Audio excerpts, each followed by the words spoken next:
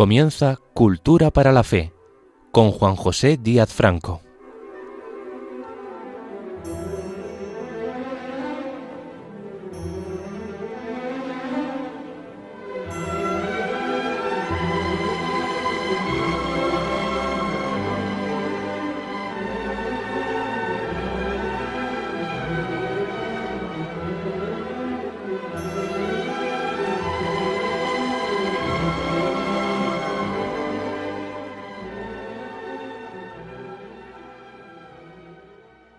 Bienvenidos todos a esta nueva sesión del programa Cultura para la Fe en la alborada del nuevo año,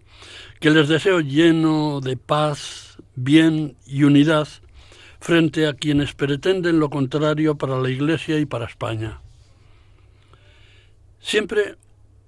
el saludo primero, solidario y conmovido, para quienes nos sintonizan desde el sufrimiento y el dolor. En anteriores programas de Cultura para la Fe hemos venido reflexionando conjuntamente sobre el tema de la hispanidad, analizando su significado y su sentido, siguiendo un relato del desarrollo de los hechos y de los autores que motivaron esta denominación, así como la difusión del mensaje y la filosofía que encierra para la gente de España. Y desde luego, dado que estamos en una radio religiosa católica, hemos aportado la opinión que le merece la hispanidad a la Santa Madre Iglesia, dictada por medio de la doctrina pontificia, recogida en los documentos, discursos y declaraciones de los diversos pontífices hasta el siglo XIX. Esto hicimos hasta el programa anterior. Por eso, en el presente, es preciso completar la visión del papado durante el pasado inmediato, referido al infausto final para España del siglo XIX, el complejo siglo XX y el no menos complicado siglo XXI, sobre un asunto en el que está involucrada la propia historia misionera de la Iglesia en América y en el mundo,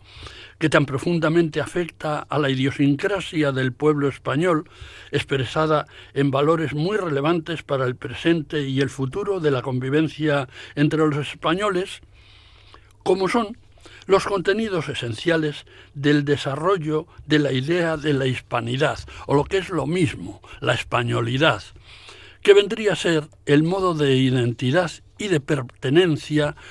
en el que deseamos ser reconocidos los herederos y mantenedores de la cultura ancestral de esta vieja nación, la más antigua de las europeas, que llamamos orgullosamente España.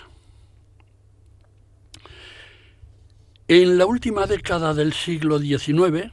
a lo largo del siglo XX y en los años transcurridos del siglo XXI, los papas han prodigado alusiones admirativas hacia lo que representa la hispanidad en el ámbito espiritual y cultural del catolicismo. Cuando estaba a punto de concluir el siglo XIX, el Papa León XIII, que tuvo un pontificado desde 1878 a 1903, publicó un 19 de julio de 1892 su encíclica Quarto Aveunte Seculo, en español, completándose el cuarto siglo, dirigida a los arzobispos y obispos de España, Italia y ambas Américas, con motivo del 400 aniversario del descubrimiento de América por Colón. Su texto expresa un reconocimiento laudatorio del papel de Colón como instrumento providencial para abrir un nuevo camino al Evangelio. 2. Afirma que el descubrimiento de Colón fue una empresa monumental que benefició a la humanidad y permitió la difusión de la fe cristiana. 3. Insta a celebrar este acontecimiento no solo desde lo civil, sino también desde lo religioso, como acción de gracias a Dios por el Evangelio traído al Nuevo Mundo. Y 4. Esta encíclica es un ejemplo claro de la valoración positiva y espiritualizada del inicio de la expansión hispánica, centrada en la misión evangelizadora y en el reconocimiento de la obra de la Iglesia.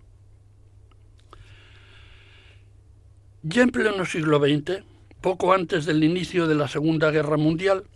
llega a la sede de San Pedro el Papa Pío XII, experto en diplomacia y gran conocedor de la curia romana, desde la que colaboró activamente con su antecesor, el Papa Pío XI. Dada su intensa implicación burocrática, no pudo desarrollar una experiencia pastoral directa previa a su elevación al pontificado, pero en cambio se vio sometido a ejercerlo frente a las peores tensiones bélicas y humanitarias de la historia europea reciente. El Papa Pío XII, que ejerció su pontificado desde 1939 a 1957, fue el primer papa que habló explícitamente de la hispanidad, impulsado especialmente por esa denominación y que propició la generalización de ese término y se constituyó como el mayor defensor papal de la hispanidad que hemos tenido hasta el presente. En varios mensajes al Día de la Hispanidad, entre los años 1940 a 1950, destacó la misión evangelizadora de España como uno de sus mayores títulos de gloria. Celebró la unidad espiritual de los pueblos hispanos, considerándoles una familia espiritual, e introdujo la expresión genio de la hispanidad. En su mensaje del Día de la Hispanidad de 1945, reconoció y alabó la obra civilizadora y evangelizadora de España en América, considerándola como una empresa espiritual de evangelización cultural y defendiendo su valor en medio del mundo moderno. Durante todo su pontificado, la actitud de Pío XII respecto a la hispanidad mantuvo siempre un tono positivo, enfatizando laudatoriamente la evangelización, la transferencia de la fe y la creación de una cultura mestiza cristiana. El Papa Juan XXIII, que tuvo su pontificado desde 1957 a 1962, elogió la misión evangelizadora de España en América, valorando especialmente la aportación religiosa y cultural, aunque con un tono menos entusiasta que el manifestado por Pío XII en todas sus aproximaciones al tema de la hispanidad. El Papa Juan Pablo II, cuyo pontificado se extendió desde 1979 a 2005, prodigó su magisterio más extensamente que otros pontífices sobre el tema de la evangelización de España en América, con una actitud general en sus discursos que podríamos denominar como dual. Por un lado, de agradecimiento a España por la ardua e intensa labor de evangelización con el resultado de la formación de un continente cristiano. Pero, por otro lado, de paladino reconocimiento de los errores cometidos en el proceso de colonización. No utilizó tanto la palabra hispanidad, pero sí expresiones equivalentes como Comunidad Iberoamericana de Naciones, Patrimonio Espiritual Común o Hermandad Latinoamericana. Entre sus declaraciones más relevantes al respecto figuran las efectuadas en la República Dominicana en 1984, donde reconoció luces y sombras en la evangelización, pero afirmó que Latinoamérica tiene una fisonomía cristiana gracias a España. En México, en 1992, pidió perdón por los pecados personales y sociales cometidos contra los pueblos originarios en ese proceso de evangelización llevado a cabo por España. Con motivo de la celebración del 5º centenario del descubrimiento de América, en 1992,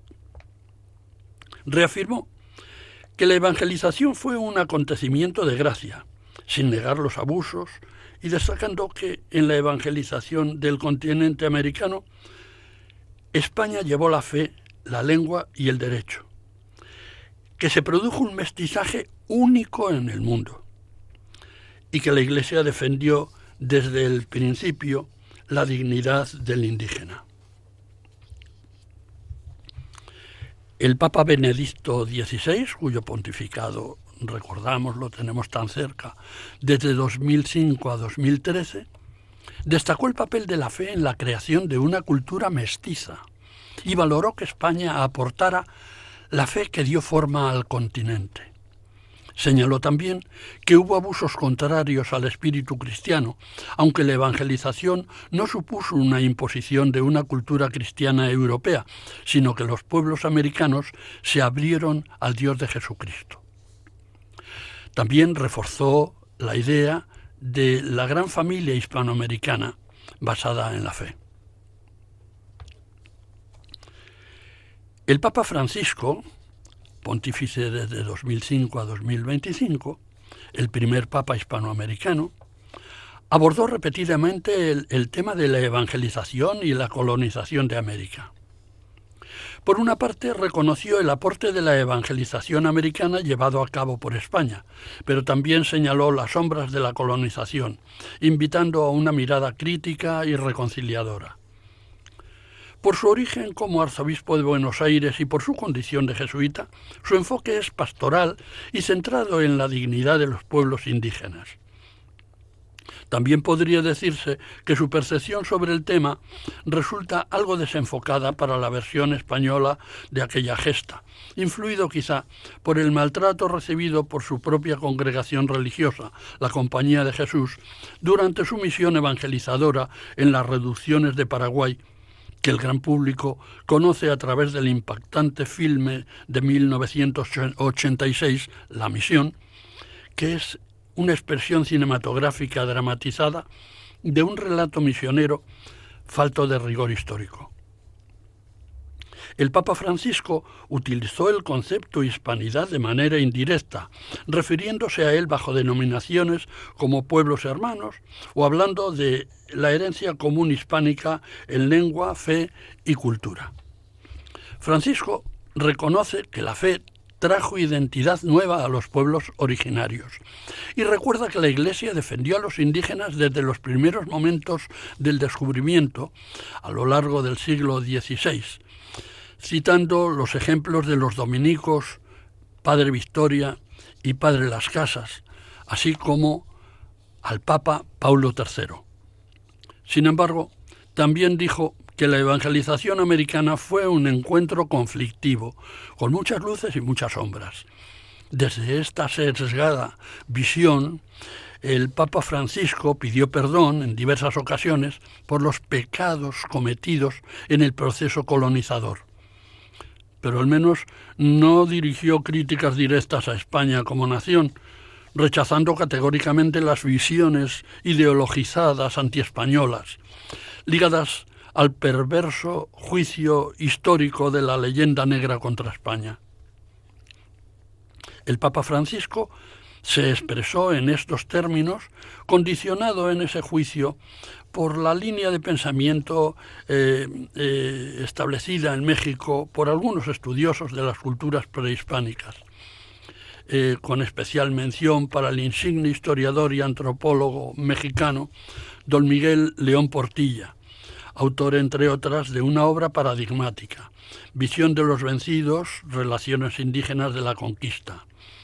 publicada en 1959 y premiada en España en la Universidad Internacional Menéndez Pelayo de Santander, en la que postula el uso del término encuentro, en lugar de colonización o conquista, para referirse a la llegada de los españoles al Nuevo Mundo. La posición del Papa Francisco viene determinada por 4 claves: el reconocimiento de daños y errores históricos, la petición de perdón por los pecados de la Iglesia durante el período colonial, la crítica a mentalidades coloniales y de imposición cultural y también el señalamiento de aspectos positivos del legado cristiano. Por lo que se refiere al reconocimiento de daños y errores históricos, el Papa ha afirmado que durante la evangelización y colonización en América hubo intereses mundanos y se impusieron modelos europeos sin respeto suficiente por los pueblos indígenas. También señala que la evangelización faltó al respeto a los pueblos indígenas por una falta de inculturación y por imponer un único modelo cultural. Finalmente, criticó la mentalidad de superioridad con la que indígenas de América fueron considerados inferiores durante la colonización de españoles, portugueses y franceses. Esto refleja una visión en la que no solo el poder político colonial tiene responsabilidades, sino también la acción de sectores de la Iglesia que acompañaron ese proceso. Por lo que se refiere a la petición de perdón por los pecados de la Iglesia durante el período colonial, Francisco ha hecho gestos explícitos de disculpa por los graves pecados de la Iglesia Católica contra los pueblos indígenas durante la llamada conquista o colonización del continente. Como ejemplo, en Bolivia pidió perdón por crímenes cometidos en nombre de Dios contra pueblos nativos. En otras ocasiones y en lugares diferentes ha hecho llamamientos dirigidos a enfrentar y purificar la memoria histórica para reconocer los errores y abusos. Estos actos buscan reconciliar a la Iglesia con los pueblos originarios y reconocer el sufrimiento causado. Con una evaluación más matizada, aunque insiste en los errores, Francisco también señaló la relevancia de figuras como la de Isabel la Católica, reconociendo que algunos actos de la corona española, por ejemplo, prohibir el reparto forzoso de indígenas, anticiparon nociones tempranas de los derechos humanos que hoy celebramos en los documentos varios que lo recogen. Esto muestra que su juicio no es unidimensional. Reconoce daños al mismo tiempo que identifica elementos de dignidad y moral que surgieron incluso dentro del contexto de la monarquía española. En resumen, Francisco hizo en este, como en otros temas, más o menos controvertidos de su pontificado, una evolución crítica, reparadora y pastoral, consistente en el reconocimiento de que hubo abusos, imposiciones culturales y mentalidades coloniales, y pide perdón por los pecados de la Iglesia en ese contexto, pero también destaca aspectos positivos cuando son dignos desde la fe cristiana de ser resaltados, por ejemplo, los derechos humanos de los indios que España planteó desde el principio. Por lo que se refiere al Papa León XIV, de tan reciente elección, fue el 8 de mayo de 2025, como todos recordamos, podemos consignar, aunque solo aluda indirectamente al tema de la evangelización que venimos tratando, podemos consignar, un documento publicado el 16 de octubre de 2025, cuyo texto ha sido enviado a las redes de pueblos originarios y a la red de teólogos de la teología indígena con motivo del año jubilar, que se titula Mensaje con motivo del jubileo de los pueblos originarios.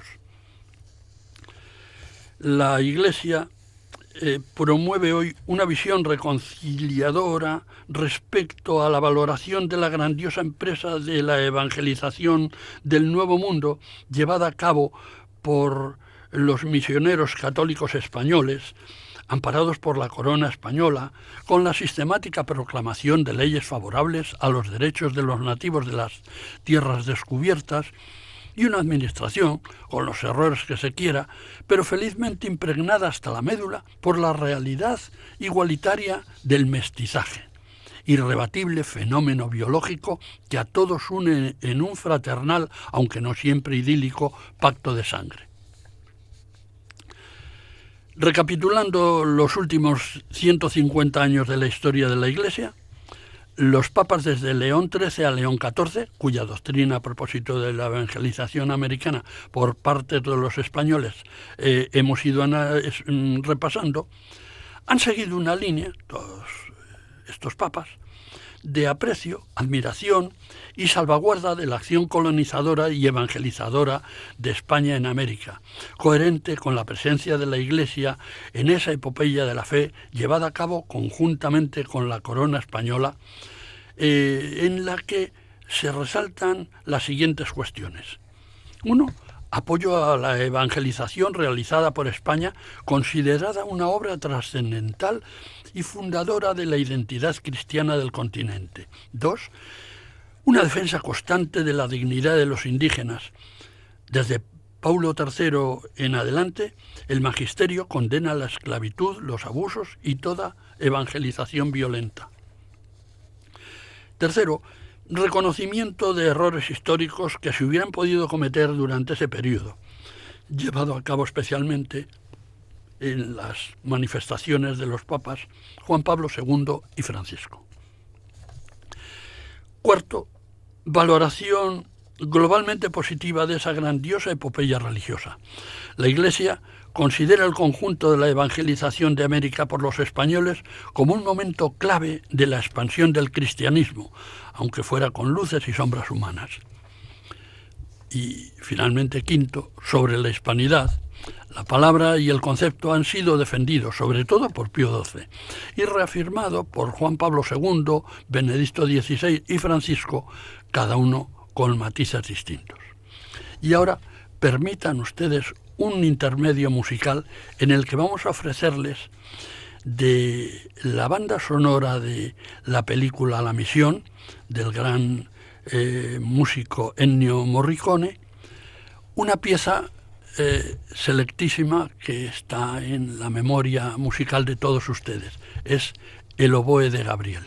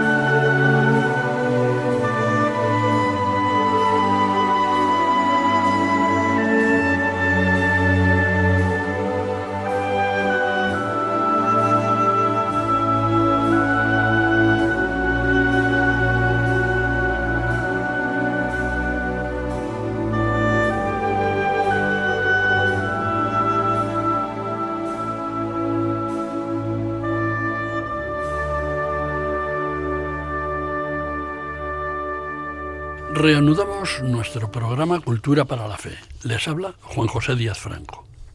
A pesar de haber dedicado las últimas comparecencias, como les recordaba al principio,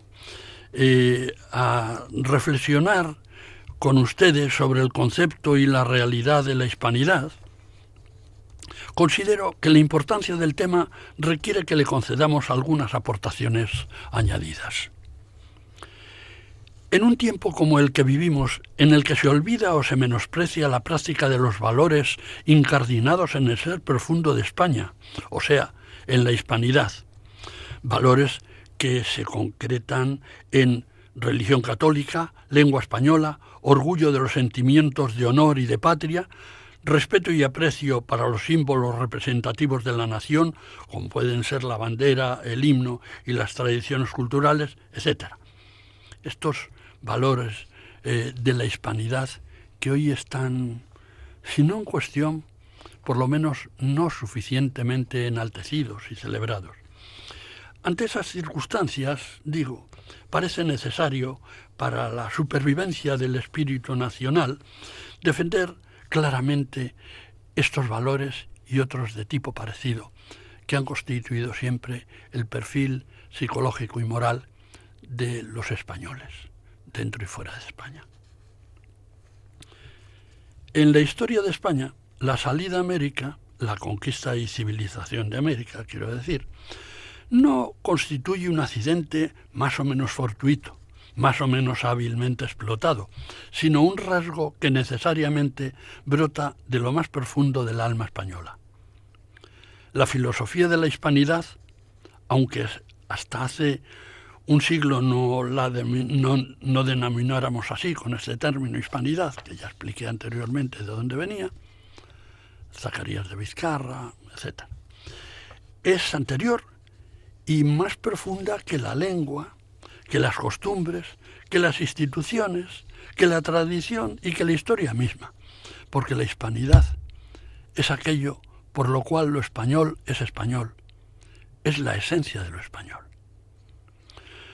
Por eso confío que no resulte inoportuna tanta insistencia en un tema como el de la hispanidad, que se diría que ha dejado de ser relevante para muchos españoles, entre los que se incluyen, por supuesto, gran parte de los integrantes de la clase política, de la élite intelectual y de los creadores de contenidos culturales subvencionados con recursos públicos, que la consideran, a la hispanidad, o que consideran este asunto, como algo desfasado, anacrónico o poco operativo para un deseable progreso del espíritu nacional, presuntamente anquilosado en una forma de pensar caduca, como es esta forma que se sustenta en los valores inherentes a la hispanidad, que, en su opinión, habría que ir superando de una vez por todas, aunque algunos sabemos que no debe ser así. Pero es que además, por falta de información o por deformación voluntaria y dolosa, muchos autodenominados progresistas que consideran vergonzantes, o sea, llamado por ellos fachas, los valores inherentes a la España tradicional contenidos en el concepto de hispanidad o de españolidad, aceptan y asumen resignadamente las críticas y descalificaciones contra la ejemplar colonización americana llevada a cabo por España, que provienen de críticos de países extranjeros. Estos reproches por parte de algunos colectivos foráneos, autores ellos mismos de innominados crímenes colonizadores, no se privan, desde una inaceptable ignorancia histórica, de recordar hipócrita y punitivamente, desde hace siglos hasta ahora mismo, la para ellos nefasta acción colonizadora de España en América, considerándola como una especie de pecado original, histórico y redento. Muy al contrario, los reyes de España no consideraron primordialmente los nuevos territorios americanos como una colonia a explotar, ni por sus riquezas mineras, ni por sus posibilidades comerciales. Las industrias desarrolladas en el Nuevo Mundo lo fueron siempre bajo la estricta tutela del Consejo de Indias, órgano regulador de la corona para el buen gobierno de las relaciones entre los indígenas originales de aquellas tierras y los españoles, europeos y africanos que acudieron a ellas, cuyos descendientes allí nacidos se denominan criollos. España aportó recursos humanos, labradores, artesanos, artífices y artistas, peritos científicos, estrategas y organizadores civiles y militares, y aportó también recursos materiales, semillas y plantas, animales domésticos y aperos de labranza, junto a otros utensilios e inventos de valor. En cuanto al comercio, distó mucho de ser un monopolio de los españoles, que a lo sumo ejercieron como agentes del comercio europeo. Lo que sí fue claro y determinante en la actitud de los reyes españoles fue, ante todo y sobre todo, el ejercicio de la misión providencial de la que se sentían imbuidos, que no era otra que la de propagar la fe y la civilización en aquellos nuevos dominios. Además de su colaboración con la Iglesia en la misión evangelizadora, los reyes, respondiendo a la misión que les competía, reprimieron los abusos y dictaron la admirable colección de leyes de Indias, cuyo espíritu esencial es el del principio de la civilización, basado en el establecimiento de escuelas, municipios e iglesias, constituidos en el mejor espíritu, no siempre respetado, de igualdad entre los indios y foráneos. Paralelamente a la organización política, desde los cabildos a los virreyes, se desarrolló la organización de la cultura, que comienza en las escuelas de las misiones establecidas enseguida por las órdenes religiosas, hasta su manifestación más elevada y perfecta en las universidades de México y Lima, fundadas respectivamente en 1553 y 1551, y dotadas por el emperador Carlos I de España y V de Alemania de todos los privilegios de que disfrutaban las más prestigiosas universidades españolas, por ejemplo, la de Salamanca. En cuanto a las obras públicas ejecutadas en América, hay que decir que en muchas ocasiones sobrepasaron las que se hacían en la metrópoli. Alexander von Humboldt, que vivió desde 1769 a 1859, él fue un famoso científico prusiano y padre de la geografía moderna. Este hombre, que recorrió entre 1799 y 1803 toda la América española civilizada, se deshizo en elogios en sus libros, admirándose de las obras públicas realizadas por los españoles, transformadoras de la fisonomía urbana y rural de todo el continente. En concreto, le pareció que el desagüe de los lagos que amenazaban de continuo a la capital de México era la mayor obra humana realizada por el hombre hasta entonces. Lo que España no hacía en su propia casa, lo hacía en América. Por lo que se refiere a la Iglesia española del siglo XVI, conviene recordar que era una institución grande, noble y prestigiosa, con enorme impulso creador. Focalizó en América su potencial humano y administrativo y escribió, con el heroísmo de sus primeros enviados a misionar las tierras de ultramar, una auténtica epopeya de fe y caridad. Pero en el transcurso de los tiempos, a medida que las condiciones económicas de la metrópoli se deterioraban y a medida que la Iglesia establecía en las Indias una situación de prosperidad material, más que de avance espiritual, en esas circunstancias, comenzó a decaer el celo evangélico que en su origen había distinguido a frailes y clérigos. Hasta tal punto sucedía esto que muchos de ellos llegaron a enriquecerse fraudulentamente a costa de los indios. Así lo muestran los procesos incoados por la Inquisición, que se implantó en América, aunque no con el rigor y las críticas acerbas de muchos de los enemigos de España. Digo que así lo muestran los procesos incoados por la Inquisición en muchos lugares de América, en los que se juzgan y sentencian muchos delitos de avaricia y lujuria cometidos por eclesiásticos nada ejemplares. En todo caso, afirma Salvador de Madariaga en su obra Cuadro histórico de las Indias, de 1945, en el conjunto histórico de las Indias, durante el total de los 3 siglos de régimen español, el número de víctimas condenadas a la pena capital por la Inquisición no llegaron a los 90 casos, cifra ínfima comparada con las producidas por la persecución y matanza de brujas propiciada por los inquisidores alemanes, guiados por el Malleus Maleficorum, el llamado así martillo de brujas o de herejes, o en los tribunales de Enrique VIII de Inglaterra para la defensa de la pureza de la fe, y lo mismo sucedió con diferentes justificaciones en el resto de las naciones europeas. Precisamente todas esas naciones fueron las que fomentaron la leyenda negra americana sobre España y contra España.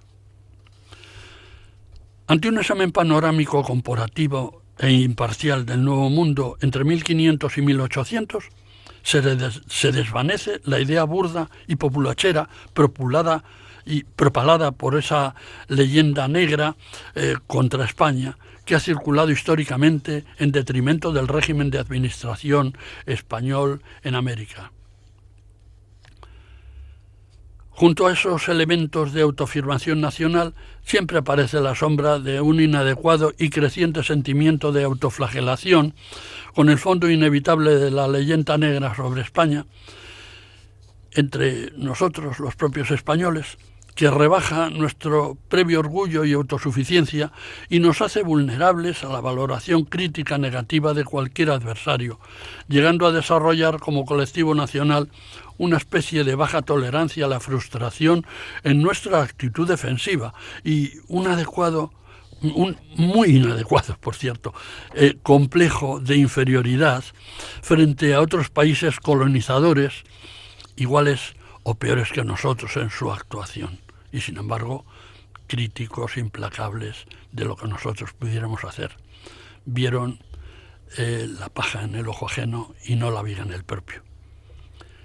Este sentimiento masoquista de autocrítica pesimista de lo propio que los españoles manifestamos a veces sobre nosotros mismos es una nota característica que fluctúa intermitentemente en la historia de los 3 últimos siglos del gran pueblo que fuimos y que somos, y que merece ser reconocido y proclamado, aunque desgraciadamente en muchas ocasiones falte coraje para ello.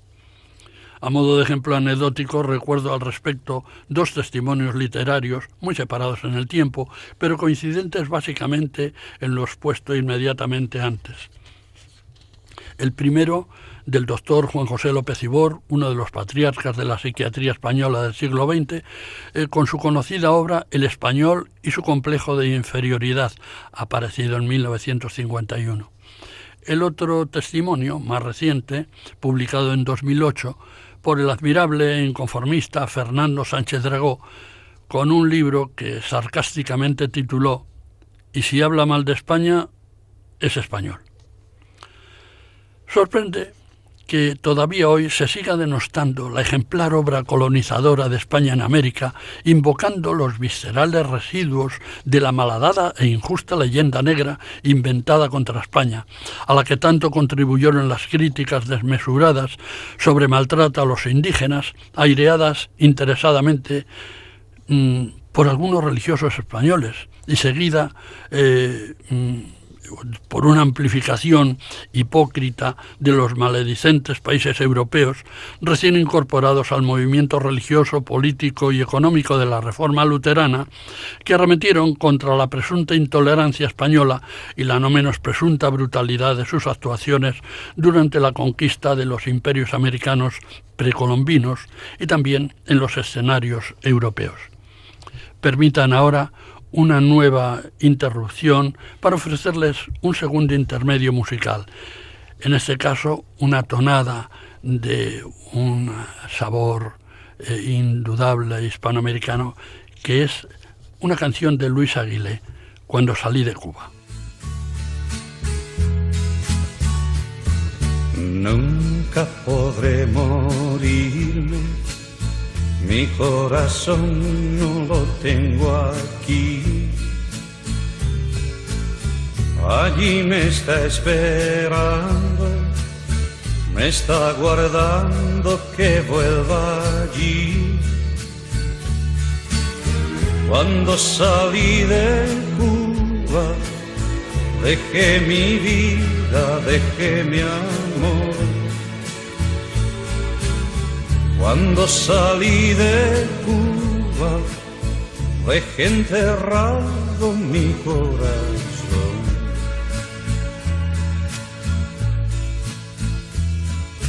Late y sigue latiendo, porque mi tierra vida le da. Pero llegará el día en que mi mano lo encontrará. Cuando salí de Cuba, dejé mi vida, dejé mi amor. Cuando salí de Cuba, dejé enterrado mi corazón.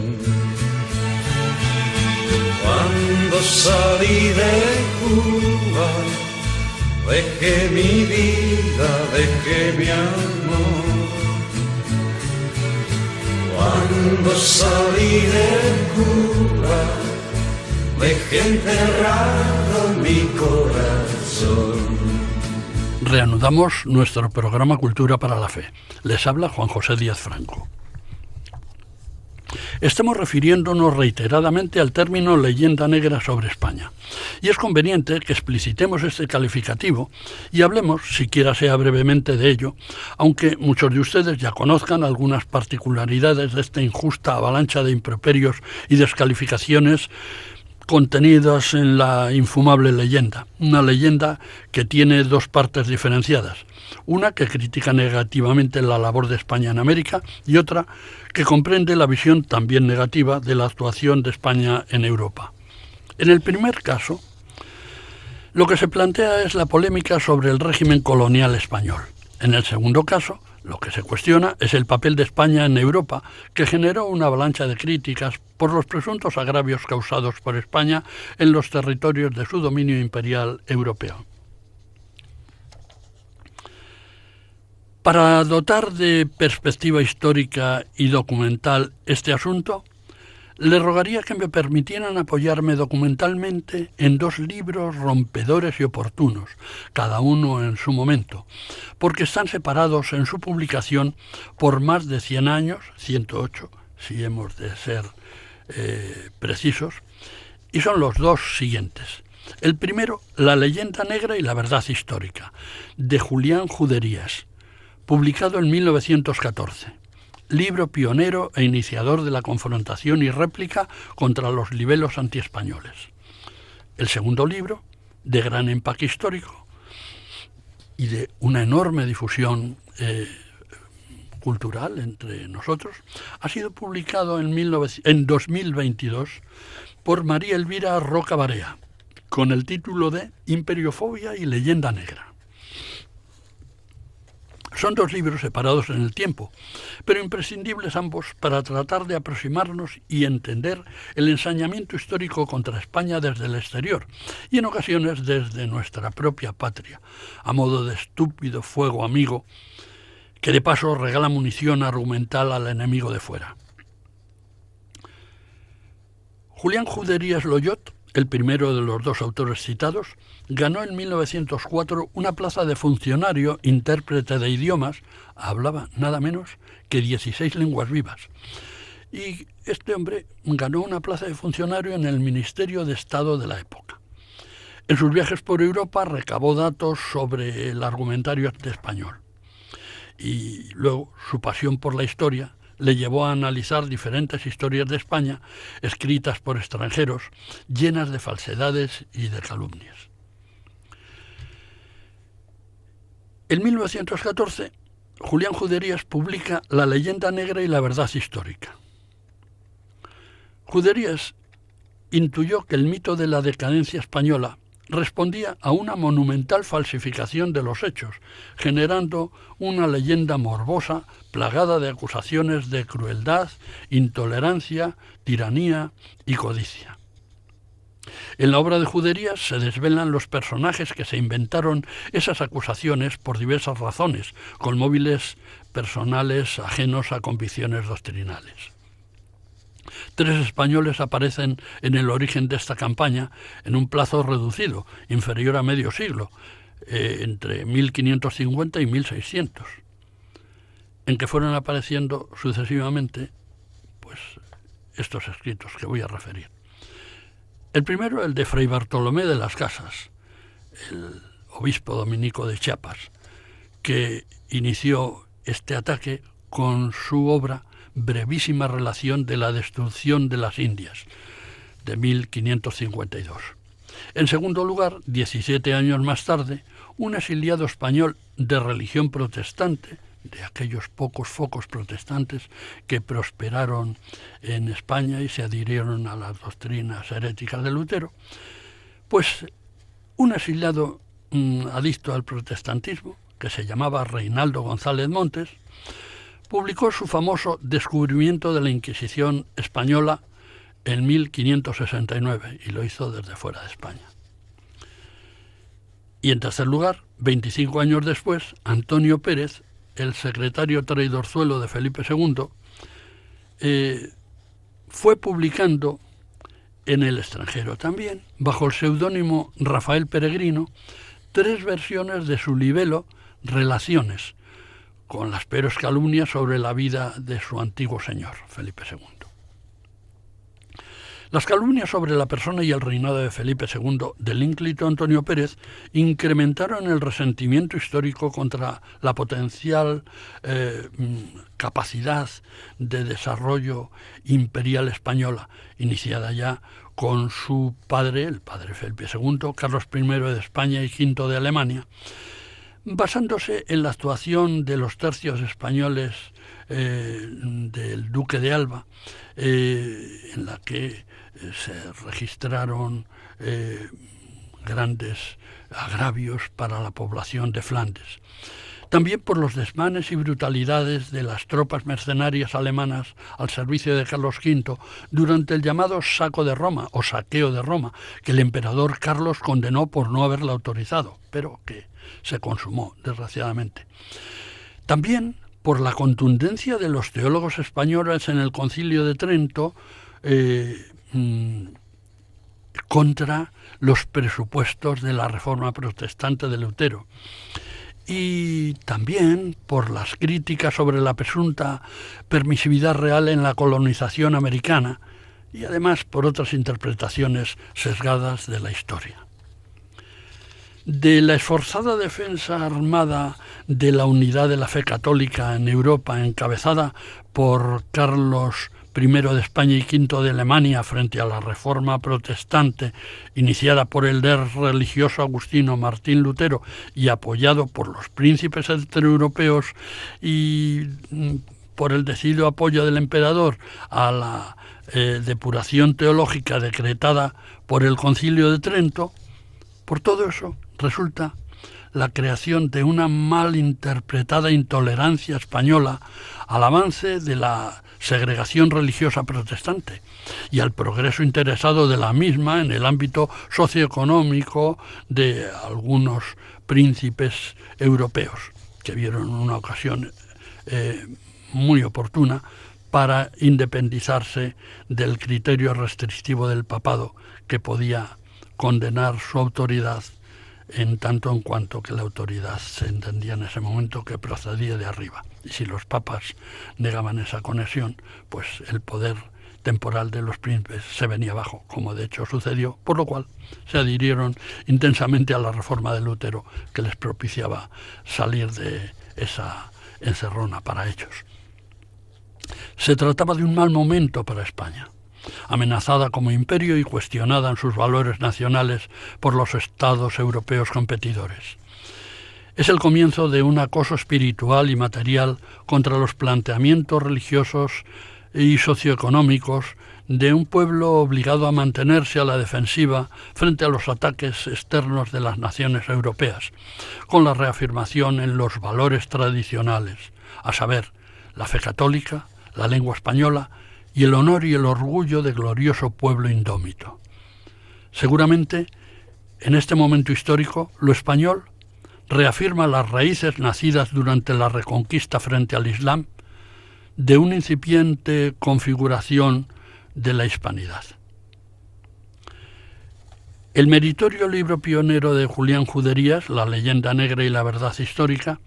se convirtió, nada más publicarse, en un alegato fundamental para la reivindicación de los valores hispanos frente a las injustísimas críticas contra la actuación española recibidas desde el extranjero a lo largo de los siglos tras el descubrimiento y colonización de América.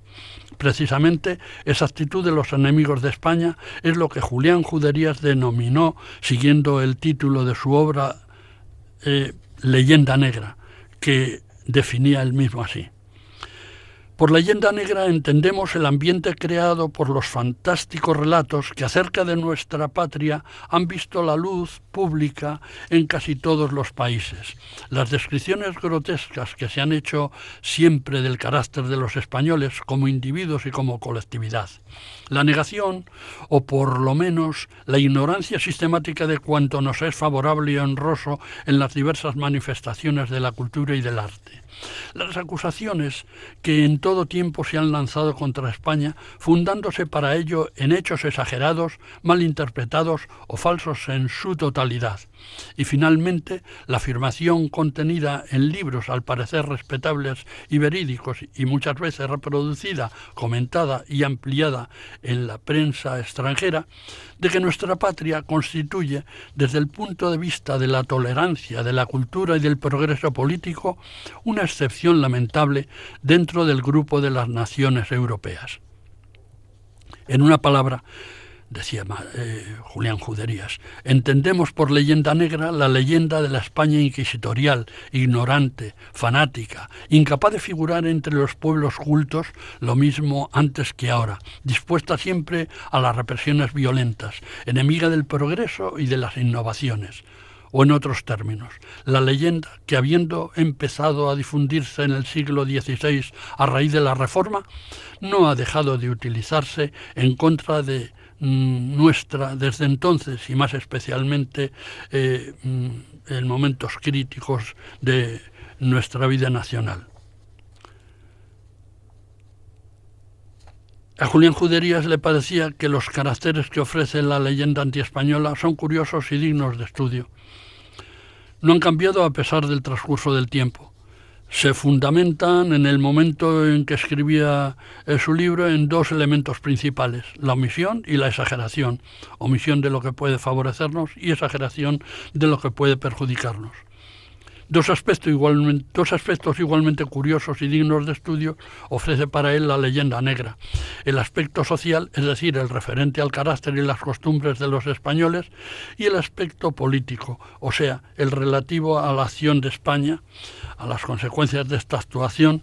y a su reflejo en la vida del pueblo español. Pero si tantas cosas se han dicho por personas serias, por sesudos investigadores de la verdad histórica sobre nuestro siglo XVI, es decir, a la época en que fuimos la potencia preponderante en Europa, aún es peor, si cabe, lo que se ha afirmado al tratar de nuestra obra en América. Saliendo al paso de las falsedades e insidias contra la actuación de los españoles en América, escribía en 1879 don Manuel Llana una vindicación de España en lo que se refiere al descubrimiento, conquista y colonización del Nuevo Mundo, donde decía: acontecimientos por los cuales deberían haberse decretado para España todo género de alabanzas, hechos heroicos apenas concebibles, hazañas que hoy pondríamos en tela de juicio si perteneciesen a tiempos más remotos y no existiese para su exacta compulsación toda clase de documentos fehacientes, sacrificios que se salen del límite de lo acostumbrado y designios humanitarios y civilizadores, han sido considerados por los analistas extranjeros como actos de crueldad y de perfidia, acciones realizadas bajo el impulso de los más reprobables móviles, y somos acreedores a las más violentas censuras. Y lo peor del caso es que semejantes asertos han recibido en gran parte carta de naturaleza en la propia España, por haberse desdeñado el estudio concienzudo y detenido de nuestros cronistas del siglo XVI, y olvidándonos en los estantes de los archivos de documentos de gran valor, únicos que pueden restablecer la verdad en su punto y destruir victoriosamente tantos juicios injustos, apasionados, falsos de todo punto, exagerados y erróneos. Así se manifestaba este autor, lamentando estas críticas a nuestro país. En cuanto al libro de María Elvira Rocabarea, Imperofobia y leyenda negra, merece todos los reconocimientos a su solvencia investigadora y divulgadora, así como a su honradez científica frente a la hispanofobia incontrolada. Al comienzo de su libro, esta autora aclara que en España fue el padre Cayetano Soler el primero que utilizó en su obra El fallo de Caspe, de 1899, el término leyenda negra, que había aparecido en Francia en 1893. Ese mismo año, Emilia Pardo Bazán usó también la expresión leyenda negra para referirse a la propaganda antiespañola durante una conferencia que dio en París, en la que, entre otras cosas, la escritora gallega decía: «La leyenda negra española es un espantajo para uso de los que especialmente cultivan nuestra entera decadencia y de los que buscan ejemplos convincentes en apoyo de determinadas tesis políticas». Y también afirmaba que la leyenda negra falsea nuestro carácter, ignora nuestra psicología y reemplaza nuestra historia contemporánea con un folletín. El desarrollo del texto de esta reconocida obra de investigación histórica de la señora Roca Barea contiene un argumentario actualizado y contundente contra cualquier intento espurio de seguir aferrándose a las patrañas de la leyenda negra por nadie que no supere la veracidad y la contundencia de sus planteamientos. Empresa complicada para los centroeuropeos y anglosajones, detentadores habituales de su tambaleante leyenda negra, ahora menos oscura, aunque sin por ello caer en el exceso de una rediviva leyenda áurea para España. Hasta aquí nuestro programa de Cultura para la Fe de esta ocasión. Reciban todos ustedes mis mejores deseos para el nuevo año y que todo sea dentro de el bien, la paz y la unidad.